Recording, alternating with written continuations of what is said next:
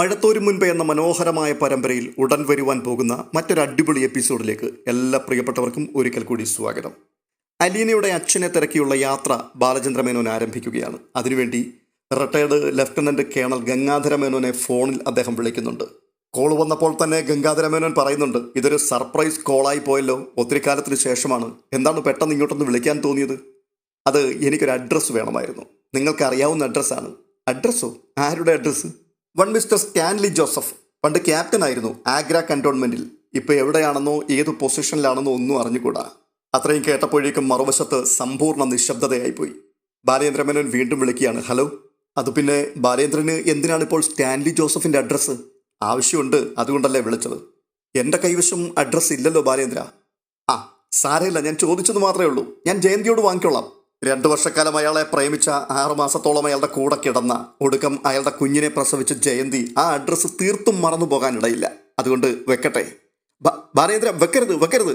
ഞാൻ പറഞ്ഞത് എനിക്ക് അയാളുടെ പ്രസന്റ് അഡ്രസ്സ് അറിയില്ല എന്ന് മാത്രമാണ്. അത് വേണമെന്ന് ഞാൻ പറഞ്ഞില്ലല്ലോ. എനിക്ക് പുനലൂരിലെ അദ്ദേഹത്തിന്റെ തറവാടിന്റെ അഡ്രസ്സ് കിട്ടിയാൽ മതി. അതിവിടെ എവിടെയോ ഉണ്ട്. ഞാൻ ഒന്ന് തപ്പിയെടുക്കട്ടെ ബാലേന്ദ്ര. തപ്പാനൊന്നും മെനക്കെടേണ്ടെന്നേ. ഓർമ്മയെന്ന് പറഞ്ഞാൽ മതി. റിട്ടയർ ചെയ്തുവെങ്കിലും ലഫ്റ്റനന്റ് കേണലിന്റെ ഓർമ്മശക്തിക്ക് തകരാറൊന്നും ഉണ്ടായിട്ടില്ലെന്ന് എനിക്ക് നന്നായിട്ടറിയാം. എന്തിനാ ബാലേന്ദ്ര നിനക്കിപ്പോൾ സ്റ്റാൻലിയുടെ അഡ്രസ്സ്? വീണ്ടും കുഴപ്പങ്ങളൊക്കെ കുത്തിപ്പൊക്കാനാണോ? ഇനി എന്ത് കുത്തിപ്പൊക്കാൻ? താനെ കുത്തിപ്പൊങ്ങിയത് അങ്ങനെ തന്നെ ഇരിക്കുകയാണ്. അത് ഒട്ടും തന്നെ താഴ്ന്നു പോയിട്ടില്ല. ബാലേന്ദ്ര, ഇതൊക്കെ അടഞ്ഞ അധ്യായങ്ങളല്ലേ? അത് നിങ്ങൾക്ക്. എനിക്കതെല്ലാം പുതിയ അധ്യായങ്ങളാണ്. ഞാനതൊക്കെ ഒന്ന് വായിച്ച് രസിക്കട്ടെ. എൻ്റെ ഭാര്യയുടെ പൂർവ്വ കാമുകനെ, അവൾ വിവാഹത്തിന് മുമ്പ് പ്രസവിച്ച കുട്ടിയുടെ അച്ഛനെ ഒന്ന് കാണാൻ എനിക്കൊരു കൊതി. അഡ്രസ്സ് പറഞ്ഞോളൂ, ഞാൻ കുറിച്ചെടുത്തോളാം. ബാലേന്ദ്ര മേനോൻ പേനയും കടലാസും എടുത്ത് എഴുതാൻ തയ്യാറായിരിക്കുകയാണ്. ഗംഗാധര മേനോന് അഡ്രസ്സ് തപ്പിയെടുക്കേണ്ടി വന്നില്ല. ഓർമ്മയിലുണ്ടായിരുന്നു. അദ്ദേഹം ആ അഡ്രസ്സ് കൃത്യമായി പറഞ്ഞു കൊടുത്തു. ബാലചന്ദ്ര മേനോൻ അത് കുറിച്ചെടുത്തതിന് ശേഷം ഗംഗാധര മേനോന് ഒരു നന്ദിയും പറഞ്ഞ് ഫോൺ കട്ട് ചെയ്തു. പിറ്റേ ദിവസം അതിരാവിലെ തന്നെ ബാലചന്ദ്ര മേനോൻ സ്റ്റാൻലി ജോസഫിനെ അന്വേഷിച്ചിറങ്ങി. ഒടുവിൽ കൃത്യമായി ആ വീട് കണ്ടെത്തി. വീടിന്റെ വാതിൽക്കലെത്തി. ഇരുമ്പ് ഗേറ്റിൽ തുരുമ്പിച്ച അക്ഷരങ്ങൾ. കൊട്ടാരമറ്റത്തിൽ. ഗേറ്റിനപ്പുറത്ത് ഒരു തോട്ടം. അതിന്റെ നടുവിൽ റബ്ബർ ഇലകൾ മൂടിയ പാത. പാതയുടെ ഇരുവശത്തും മതിൽ പോലെ നീണ്ട കയ്യാലകൾ. പാത അവസാനിക്കുന്നിടത്ത് പഴമയും പുതുമയും കൈകോർത്തതുപോലെ ഒരു വലിയ വീട്. ബാലചന്ദ്ര മേനോന്റെ കാർ അകത്തേക്ക് കടന്നു പോകുമ്പോൾ പിന്നിൽ റബ്ബറിന്റെ കരിയിലകൾ പാറിക്കളിക്കുവാൻ തുടങ്ങി. വീട്ടുമുറ്റത്തേക്ക് കാർ കയറ്റി ഒരു കോണിലേക്ക് ഒതുക്കി നിർത്തി. എന്നിട്ട് ബാലചന്ദ്ര മേനോൻ പരിസര വീക്ഷണം നടത്തി. വിശാലമായ മുറ്റം. കാർ പോർച്ചിൽ ഒരു കാർ, അതിനോട് ചേർന്ന് ഷെഡുണ്ട്. അവിടെ ഒരു ജീപ്പ്. തലമുടി പഞ്ഞി പോലെ നരച്ചൊരു വൃദ്ധൻ ഗ്രാനൈറ്റ് പാകിയ സിറ്റൗട്ടിലേക്ക് വന്നു. അയാൾ കട്ടി ഫ്രെയിമുള്ള ഒരു കണ്ണട കയ്യിൽ പിടിച്ചിരിക്കുന്നു. ബാലേന്ദ്ര മേനോൻ സിറ്റൗട്ടിന് നേർക്ക് ചെന്നപ്പോൾ അയാൾ കണ്ണട മൂക്കിന്മേൽ അഡ്ജസ്റ്റ് ചെയ്തു വെച്ചു. തുടർന്ന് ബാലചന്ദ്ര മേനോനെ സൂക്ഷിച്ചു നോക്കുകയാണ്. അത് കണ്ടുകൊണ്ട് ബാലചന്ദ്ര മേനോൻ ചോദിക്കുകയാണ്, ക്യാപ്റ്റൻ സ്റ്റാൻലി ജോസഫിന്റെ വീടല്ലേ ഇത്? അപ്പോഴേക്കും വൃദ്ധൻ ശബ്ദമുയർത്തിക്കൊണ്ട് പറയുകയാണ്, ക്യാപ്റ്റനൊക്കെ അങ്ങ് പണ്ട്. അവൻ കേണലായിട്ടാണ് റിട്ടയർഡ് ചെയ്തത്. അത് കേട്ടുകൊണ്ട് ബാലചന്ദ്ര മേനോൻ വീണ്ടും ചോദിക്കുകയാണ്, അല്ല താങ്കൾ ആരാണ്? ഞാൻ സ്റ്റാൻലിയുടെ അപ്പനാണ്. പേര് ഔതക്കുട്ടി ചായൻ എന്നാണ് എല്ലാവരും വിളിക്കാറ്. അല്ല, നമ്മൾ ആരാണെന്ന് പറഞ്ഞില്ലല്ലോ. വൃദ്ധൻ കണ്ണുമിക്കാതെ ബാലചന്ദ്ര മേനോന്റെ മുഖത്തേക്ക് തന്നെ നോക്കി നിൽക്കുകയാണ്. ഔതക്കുട്ടിച്ചായന്റെ ചോദ്യത്തിന് ബാലചന്ദ്ര മേനോൻ മറുപടി പറയാൻ ഭാവിക്കുമ്പോഴേക്കും ഒരു യുവാവ് കീ ചെയിൻ വിരലിലിട്ട് ചുഴറ്റിക്കൊണ്ട് സിറ്റൗട്ടിലേക്ക് ഇറങ്ങി വന്നു. അവനെ കണ്ടുകൊണ്ട് ഔതക്കുട്ടിച്ചായൻ ചോദിക്കുകയാണ്, നീ എങ്ങോട്ടാ റോബിച്ച? ഇന്നൊരു കല്യാണം ഉണ്ടപ്പച്ച. പത്തനാപുരത്ത് എൻ്റെ ഒരു ഫ്രണ്ടിന്റെ പെങ്ങടെയാണ്. ഇത് പറഞ്ഞിട്ട് അയാൾ ബാലചന്ദ്ര മേനോനെ ആകെ ഒന്ന് നോക്കി. എന്നിട്ട് ചോദിക്കുകയാണ്, ഇതാരാണപ്പച്ച? ഇത് ലാലിച്ചനെ അന്വേഷിച്ചു വന്നതാ. ആരാ എന്താ എന്നൊക്കെ ചോദിച്ചു മനസ്സിലാക്കി വരുന്നതേ ഉള്ളൂ. അത് കേട്ടുകൊണ്ട് ആ ചെറുപ്പക്കാരൻ ബാലചന്ദ്ര മേനോനോട് ചോദിക്കുകയാണ്, ആരാണ്? മനസ്സിലായില്ലല്ലോ. ഞാൻ കോട്ടയത്തു നിന്നാണ്. എൻ്റെ പേര് ബാലചന്ദ്ര മേനോൻ. സ്റ്റാൻലി ജോസഫിന്റെ പഴയൊരു സ്നേഹിതനാണ്. ഓ, അത് ശരി. ലാലിച്ചാൻ ഇവിടെ അല്ല താമസം, അങ്ങ് കുളത്തുപ്പുഴയിലാണ്. ഇത് തറവാടാണ് ഞങ്ങളുടെ. അപ്പോൾ ബാലചന്ദ്ര മേനോൻ, താങ്കള് സ്റ്റാൻലിയുടെ അനിയനാണോ? അതെ, എൻ്റെ പേര് റോബർട്ട്. അപ്പോഴേക്കും ഔതക്കുട്ടിച്ചായൻ ഇടയ്ക്ക് കയറി പറയുകയാണ്, ഇത് എൻ്റെ ഇളയ മോനാണ്.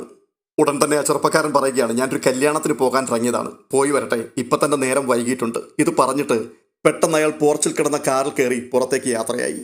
സിറ്റൗട്ടിൽ തന്നെ നിൽക്കുന്ന ബാലചന്ദ്ര മേനോന്റെ മുഖത്ത് നോക്കിക്കൊണ്ട് ഔതക്കുട്ടിച്ചായൻ പറയുന്നുണ്ട്, അല്ല ഇങ്ങോട്ട് കയറി ഇരുന്നാട്ടെ, നമുക്ക് അകത്തിരുന്ന് സംസാരിക്കാം. അത് കേട്ടുകൊണ്ട് അദ്ദേഹം സിറ്റൗട്ടിലേക്ക് കയറി.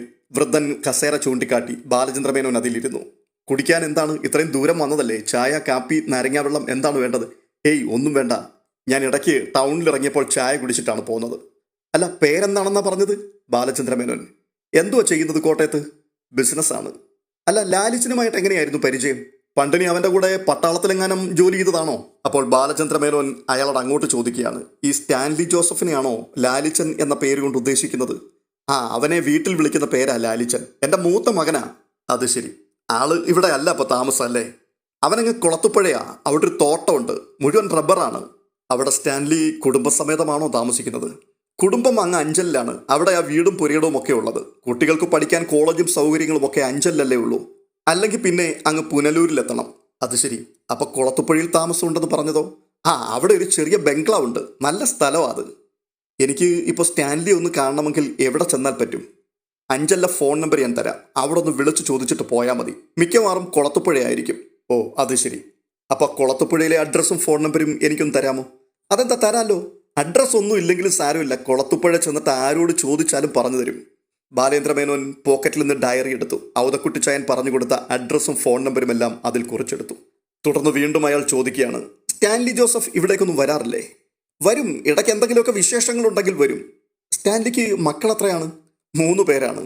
അല്ല, ഈ ലാലിച്ചനുമായിട്ട് എങ്ങനെയാ പരിചയമെന്ന് ഞാൻ ചോദിച്ചിട്ടതിന് മറുപടി പറഞ്ഞല്ലോ.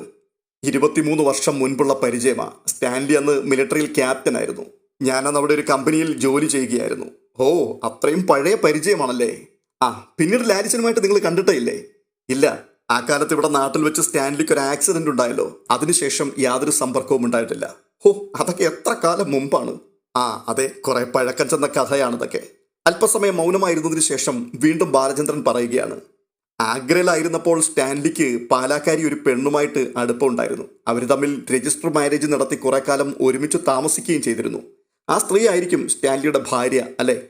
അത്രയും കേട്ടപ്പോഴേക്കും ആ വൃദ്ധന്റെ മുഖത്തെ സൗമ്യത അങ്ങ് മാറി, കവിളുകളൊക്കെ അല്പം മുറുകി. എന്നിട്ട് പറയുകയാണ്, ഏയ് അല്ലല്ല, അതൊക്കെ അന്നത്തെ അവന്റെ അറിവില്ലായ്മ കൊണ്ട് കാട്ടിക്കൂട്ടിയ കോപ്രായങ്ങളല്ലേ. തിരിച്ചറിവുണ്ടായപ്പോൾ അവൻ അതൊക്കെ തിരുത്തി. ഓ, അത് ശരി. ഞാൻ കരുതിയത് സ്റ്റാൻലി അവളെ കല്യാണം കഴിച്ച് മക്കളുമൊക്കെ ആയിട്ട് സുഖമായിട്ട് ജീവിക്കുകയാണെന്നാണ്. അവർ തമ്മിൽ അത്ര സ്നേഹത്തിലായിരുന്നു. മാത്രമല്ല, ആ പെണ്ണപ്പോൾ പൂർണ്ണ ഗർഭിണിയുമായിരുന്നു. എൻ്റെ കുഞ്ഞെ, ഈ കഥകളൊന്നും ഞങ്ങൾക്കറിയില്ല. അതുകൊണ്ട് തന്നെ എന്നോട് ഇതിനെപ്പറ്റി ഒന്നും പറഞ്ഞിട്ട് കാര്യവുമില്ല. വേറെന്തെങ്കിലും സംസാരിക്കാനുണ്ടെങ്കിൽ പറ. പിന്നെയും ബാലചന്ദ്രൻ എന്തെങ്കിലും കിട്ടുമോ എന്നറിയുവാൻ ഒന്നുകൂടി ചികഞ്ഞു നോക്കി. അല്ല, സ്റ്റാൻലി അവളെ കല്യാണം കഴിച്ചാലും ഇല്ലെങ്കിലും അവൾ സ്റ്റാൻലിയുടെ ഒരു കുട്ടിയെ പ്രസവിച്ചിട്ടുണ്ടാവും എന്നുള്ള കാര്യം എനിക്ക് ഉറപ്പാണ്. ആ കുട്ടി ജീവിച്ചിരിപ്പുണ്ടെങ്കിൽ അതിനിപ്പോൾ ഏകദേശം 24 വയസ്സുമായിട്ടുണ്ടാവും. പെട്ടെന്ന് ഔതക്കുട്ടിച്ചാൻ അസ്വസ്ഥനാവുകയാണ്. ഇതൊക്കെ അന്വേഷിക്കാനാണോ നിങ്ങളിപ്പോൾ ഇങ്ങോട്ട് വന്നത്? ഏയ്, ഞാൻ സ്റ്റാൻലി ഒന്ന് കാണാൻ വേണ്ടി വന്നതാണ്. അക്കൂട്ടത്തിൽ എനിക്ക് ഓർമ്മയുള്ള ചില പഴയ കാര്യങ്ങൾ പറഞ്ഞു എന്നേ ഉള്ളൂ. ആ, എന്നാൽ ഇവിടെ എല്ലാവരും മറന്ന കാര്യങ്ങൾ അതൊക്കെ. നിങ്ങൾ ലാലിച്ചനെ കാണുമ്പോൾ അതൊന്നും ഓർപ്പിക്കുകയും വേണ്ട. അവനും എല്ലാം മറന്നു കഴിഞ്ഞിരിക്കുകയാണ്. ഓ ശരി, അങ്ങനെ ആയിക്കോട്ടെ. ബാലചന്ദ്രമേനോൻ പോകുവാൻ വേണ്ടി എഴുന്നേറ്റു. ചായ കുടിച്ചിട്ട് പോകാം, എന്തായാലും ഇത്രയും വന്നതല്ലേ. എനിക്ക് സ്റ്റാൻലിയെ കാണാൻ വളരെ തിടുക്കമായിരിക്കുകയാണ്. ഞങ്ങൾ തമ്മിലുള്ളൊരു ബന്ധം അങ്ങനെയാണ്. അതൊന്നും ആരെയും പറഞ്ഞു മനസ്സിലാക്കാൻ പറ്റില്ല. ഇനി ഒരിക്കൽ വരുമ്പോൾ ചായ കുടിക്കാം. ഇത്രയും പറഞ്ഞിട്ട് ബാലചന്ദ്രൻ പുറത്തേക്കിറങ്ങി കാറിൽ കയറി യാത്രയായി. തുടർന്ന് ബാലചന്ദ്രമേനോൻ കുളത്തുപുഴയിൽ സ്റ്റാൻലി ജോസഫ് താമസിക്കുന്ന വാസസ്ഥലത്തിന്റെ അരികിലേക്ക് എത്തി.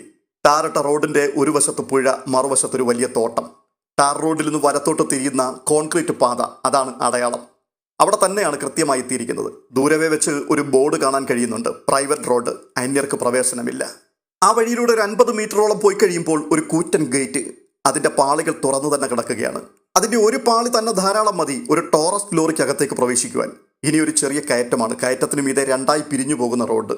ഒരു പുൽത്തകിടിക്കപ്പുറം അത് വീണ്ടും ഒട്ടിച്ചേരുകയാണ്. അവിടെ പഴക്കം ചെന്ന ഒരു വീട്, ധാരാളം ജനാല ചില്ലകളുള്ള ഒരു ഇരുനില കെട്ടിടം. മേൽക്കൂരയിൽ പഴയ ഓടുകളാണ് മേഞ്ഞിരിക്കുന്നത്.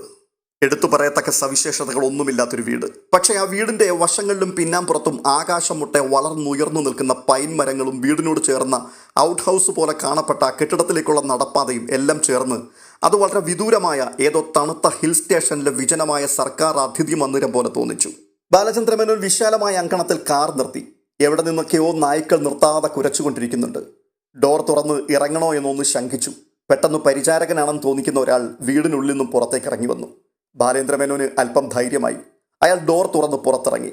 എന്നിട്ട് അവിടേക്ക് വന്ന മനുഷ്യനോട് പറയുകയാണ്, ഞാൻ കരുതി ഇവിടെ ആൾതാമസം ഉണ്ടാവില്ലെന്ന്.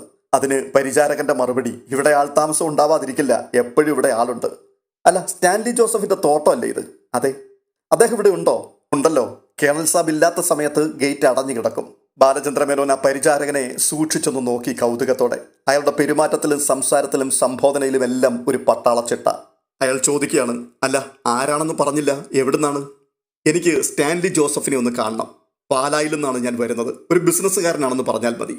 ഇത് കേട്ടുകൊണ്ട് പരിചാരകൻ വീടിനുള്ളിലേക്ക് വേഗത്തിൽ നടന്നു. ബാലചന്ദ്രമേനോൻ പരിസരമാകെ ഒന്ന് വീക്ഷിച്ചു. വീടിന്റെ പരിസരങ്ങൾ വൃത്തിയുള്ളതും വെടിപ്പുള്ളതുമായിരുന്നു. വീടിന്റെ മുൻഭാഗത്ത് ആശുപത്രി വരാന്ത പോലെ നീണ്ടൊരു വരാന്തയും മേൽക്കൂരയെ താങ്ങി നിർത്തുന്ന അനേകം മരത്തൂണുകളും കാണാനുണ്ട്. മുറ്റത്തിന്റെ കോണിൽ 20 അടിയോളം ഉയരമുള്ള ഒരു കോൺക്രീറ്റ് തൂണിനു മീതെ ഒരു ബഹുനില ഫ്ളാറ്റ് സമുച്ചയത്തിന്റെ മിനിയേച്ചർ പോലെ ഒരു പ്രാവിൻകൂടുണ്ട്. പ്രാവുകൾക്ക് അകത്ത് കടക്കാനും പുറത്തിറങ്ങുവാനും ചിരട്ടവട്ടത്തിലുള്ള ഡസൻ കണക്കിന് വാതായനങ്ങൾ. പ്രാവിൻകൂടിന് മുകളിൽ പ്രാവുകൾക്ക് യോഗം കൂടുവാനുള്ള ഒരു മേൽത്തട്ട്. അവിടെ ധാരാളം പ്രാവുകൾ ഇരിപ്പുണ്ട്, വിവിധ വർണ്ണങ്ങളിലുള്ള പ്രാവുകൾ. വീടിന്റെ മറ്റൊരു ഭാഗത്ത് നായക്കൂട്ടങ്ങളുടെ ഒരു നിര തന്നെയുണ്ട്. അവിടെ നിന്ന് നായ്ക്കൾ കൂടെ കൂടെ കുരച്ചുകൊണ്ടിരിക്കുകയാണ്. ഈ സമയത്ത് പരിചാരകൻ മടങ്ങിയെത്തിയിട്ട് പറയുകയാണ്, അകത്തേക്ക് ചെല്ലാൻ പറഞ്ഞു. ബാലചന്ദ്രമേനോൻ പരിചാരകന്റെ പിന്നാലെ ആ കെട്ടിടത്തിനുള്ളിലേക്ക് കടന്നു. അതിനുള്ളിൽ പഴയ രീതിയിലുള്ള സെറ്റുകളും കസേരകളും മറ്റു ഫർണിച്ചറുകളുമുള്ള ഒരു മുറി. ചുവരിൽ കലമാന്റെയും കാട്ടുപോത്തിന്റെയും കൊമ്പുകൾ. അടുത്തത് വീതിയുള്ള ഇടനാഴി പോലെ തോന്നിച്ച ഒരു മുറി. അതിന്റെ ഇരുവശത്തും ചുമരോട് ചേർന്ന് ഇരിപ്പിടങ്ങളുമുണ്ട്. വിലപിടിച്ച സെറ്റുകളും സോഫയും ടിവിയും അലമാരകളും മേശകളും എല്ലാമുള്ള ഒരു വലിയ മുറിയിലേക്ക് കടന്നതും പെട്ടെന്നൊരു നടുക്കത്തോടെ ബാലചന്ദ്രമേനോൻ നിന്നു. കസേരകളിലും സോഫകളിലും പച്ച നിറമുള്ള കാർപ്പറ്റുകളിലുമെല്ലാം വിശ്രമിക്കുന്ന നായ്ക്കൾ. വിവിധ വലിപ്പത്തിലും വർണ്ണത്തിലും വർഗത്തിലും പെട്ടവ. ഒരു തടിയൻ പൂച്ചയുടെ വലിപ്പം മുതൽ കാളക്കുട്ടിയുടെ വലിപ്പം വരെയുള്ളവ. അവയുടെ എല്ലാം നോട്ടം ബാലചന്ദ്രമേനോന്റെ മേൽ തന്നെ വീണു. ഹാളിന്റെ മധ്യത്തിൽ സോഫയിൽ ഒരാൾ ചാരിയിരിക്കുന്നു. അയാളുടെ ഇടത്തും വലത്തും ഭീമാകാരന്മാരായ ഓരോ നായ്ക്കൾ. അയാളുടെ മുന്നിൽ ടീപ്പോയ്ക്കുമേൽ മദ്യക്കുപ്പിയും സോഡയും ഗ്ലാസും ഐസ് ട്രേയും പിന്നെ കുറച്ച് തീറ്റ സാധനങ്ങളും. തടിയൻ നായ്ക്കളിലൊന്ന് അയാളുടെ മടിയിലേക്ക് തലവെച്ച് കിടക്കുകയാണ്. അയാളുടെ ഇടത് കൈ അതിന്റെ കഴുത്തിൽ തടവുന്നുണ്ട്. വലത് കൈയിലാവട്ടെ പൊരിച്ച കോഴിയുടെ പാതി കടിച്ച ഒരു കഷ്ണവും. നായയുടെ തല മടിയിൽ നിന്നും താങ്ങിയെടുത്ത് മാറ്റിയിട്ട് അയാൾ മെല്ലെ എഴുന്നേറ്റു. എന്നിട്ട് പറയുകയാണ്, വെൽക്കം വെൽക്കം. ആ ശബ്ദത്തിന് ഒരു വല്ലാത്ത മുഴക്കമായിരുന്നു. സോഫയിലിരുന്ന 2 തടിയൻ നായ്ക്കളും പെട്ടെന്ന് ചാടിയിറങ്ങി ബാലചന്ദ്രമേനോന്റെ അടുത്തേക്ക് ചെന്നു. ഭയം കൊണ്ട് മേനോന്റെ മുഖം വിളറി വെളുത്തു. അയാൾ 2 അടി പിന്നോക്കം വെച്ചു. ഹേയ്, ഡോണ്ട് ബി അഫ്രൈഡ് മാൻ, ഇത് സെക്യൂരിറ്റി ചെക്കപ്പ് മാത്രമാണ്, വന്നോളൂ. ഈ സമയത്ത് 2 നായ്ക്കളും ബാലചന്ദ്രമേനോന്റെ കാൽ മണപ്പിച്ചു, കൈകൾ മണപ്പിച്ചു. അയാളുടെ മുഖത്തേക്കൊന്ന് നോക്കി കണ്ണു ചിമ്മി. അതിനുശേഷം തിരികെ വന്ന് സോഫയിൽ കയറിയിരുന്നു. ബാലചന്ദ്രമേനോന് ജീവശ്വാസം നേരെ വീണത് അപ്പോഴായിരുന്നു. തുടർന്ന് ബാലചന്ദ്രൻ ഹാളിന്റെ മധ്യഭാഗത്തേക്ക് നടന്നു നീങ്ങി. ഇരിപ്പിടങ്ങളിലുണ്ടായിരുന്ന നായ്ക്കൾ എഴുന്നേറ്റ് നിന്നുകൊണ്ട് ബാലചന്ദ്രനെ നോക്കുകയാണ്.